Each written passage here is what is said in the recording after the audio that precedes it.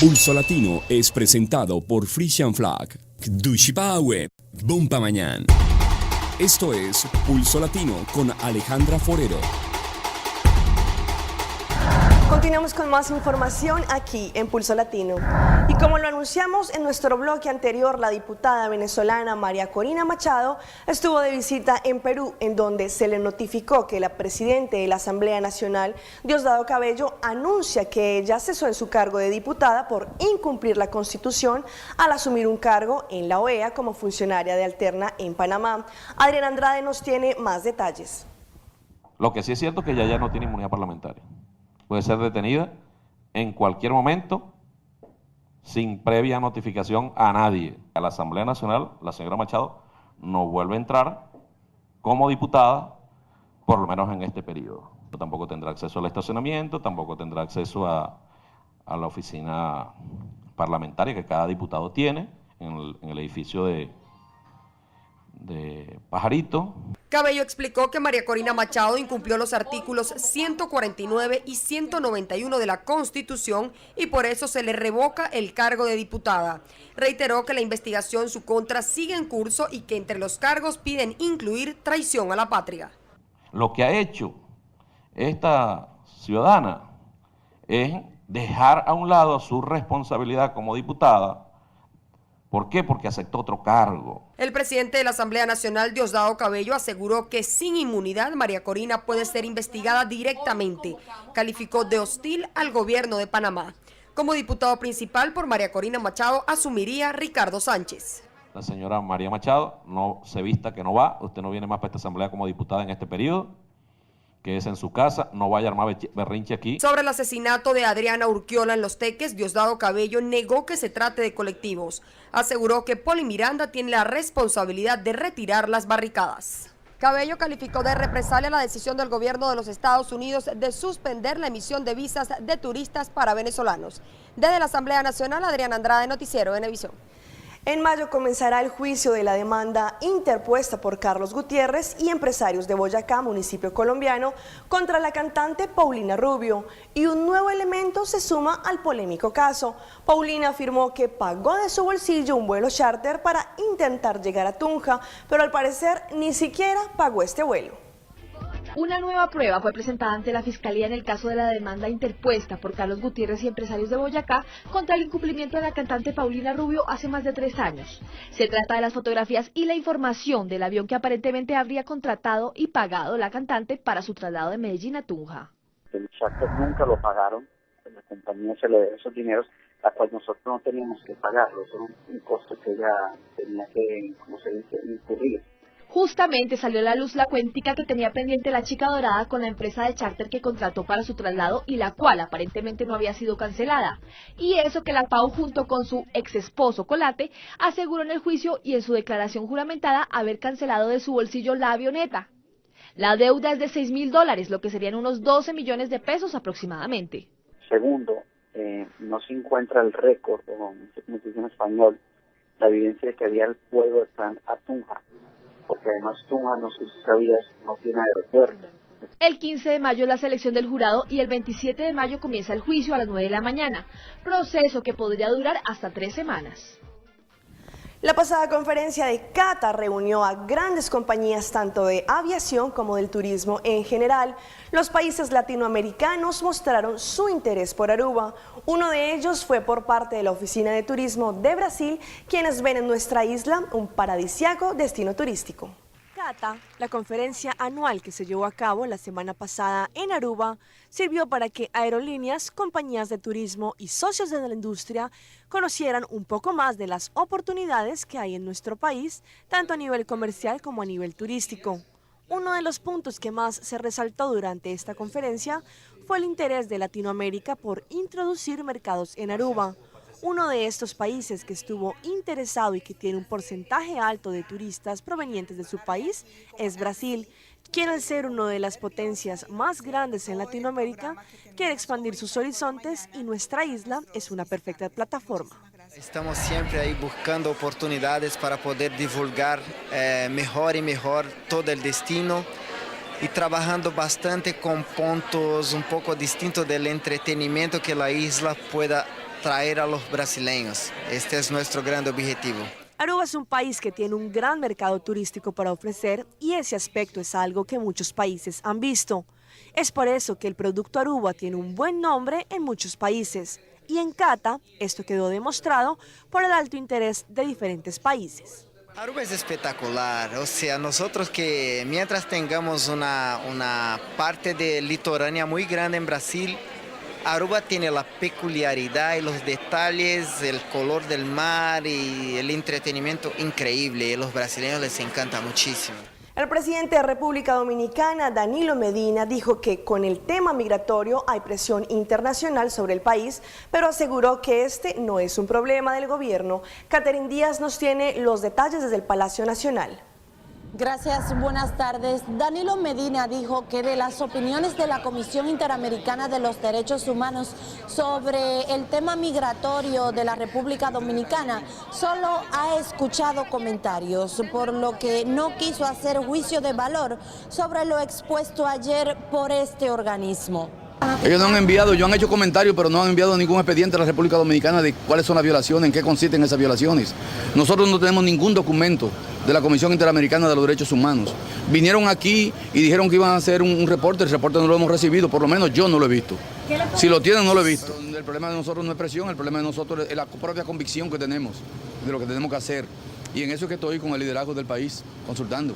El mandatario continuó hoy con su consulta para la elaboración del anteproyecto de ley de naturalización, reuniéndose con el dirigente PRDista Luis Abinader. Ya lo que queremos es una solución para lo desnacionalizado y solución para el país.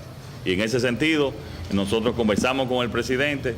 Él va a presentar ese proyecto de ley y le dimos nuestra opinión, que él en su momento ya la va a externar públicamente. Danilo Medina dijo además que con Juliana de Guiz se hizo lo que establece la ley, que para salir del país se debe tener pasaporte, y aclaró que la reunión que sostuvo ayer con el embajador de los Estados Unidos en esta casa de gobierno estaba pautada desde hace 2 semanas. Esto es todo por el momento, ahora retorno con ustedes. Y hablando de temas ecológicos, en Puerto Triunfo, Antioquia, en Colombia, el Parque Hacienda Nápoles, propiedad que en algún tiempo fue del ex abatido Pablo Escobar, reconocido por tener animales exóticos, adecuó una clínica para los hipopótamos que deambulan sueltos por el Magdalena Medio. Veamos estas imágenes. Estos predios han sido habilitados por el personal del Parque Temático Hacienda Nápoles como clínica y hogar de paso para la esterilización de los hipopótamos que deambulan sin ningún tipo de control por la región. Estamos con toda esta problemática de ese crecimiento tan alto de reproducción y de la población de hipopótamos. Dentro de todos los temas, pues estamos ya estos son los 2 primeros hipopótamos que ingresan a la clínica con el fin de ser esterilizados.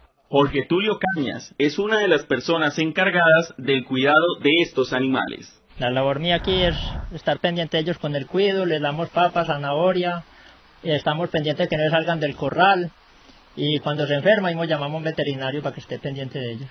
En el parque habitan 60 hipopótamos y 8 por la margen del río. Las autoridades ambientalistas les hacen seguimiento para controlar su población. La parte más importante de todo este proceso es que nos va a permitir cuantificar y saber las estrategias y los costos de lo que hay que hacer al futuro. La mayoría de las personas que visitan el parque desconocen el peligro que representa esta especie. Bueno, sé que son unos mamíferos gigantes, pero desconocía que era uno de los animales más peligrosos del mundo. Matilde y Juaco, estos son los 2 primeros hipopótamos ingresados a la clínica del Parque Temático Hacienda Nápoles para ser esterilizados. Desde Puerto Triunfo, Antioquia, Brian Camargo Herrera, Noticias Caracol. La Fundación Pies Descalzos dejó a disposición de la Alcaldía de Cartagena, en Colombia, la administración de un colegio que, a menos de un mes de haber sido inaugurado, ya le brinda educación de calidad a más de 900 niños de escasos recursos.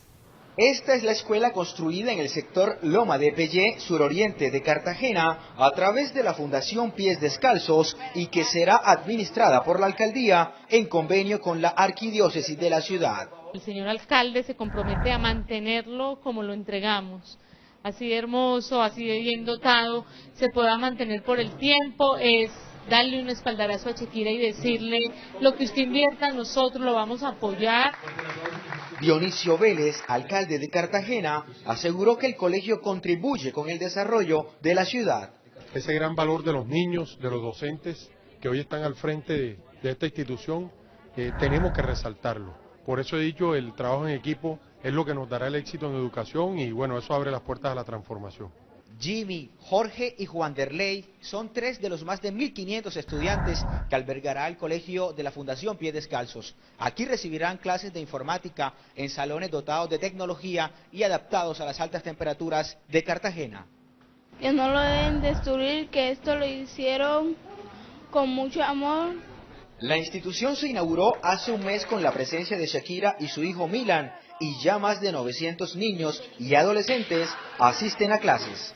El próximo 5 de abril, Aruba conocerá uno de los seminarios más esperados del 2014, el iAruba, en el cual 3 exponentes del mercado digital, redes sociales y emprendimiento estarán dando una sesión para toda la comunidad que esté interesada en aplicar herramientas tecnológicas y plataformas informáticas en sus empresas o sus negocios. Una buena iniciativa que seguramente abrirá nuevas dimensiones de este mundo de la tecnología.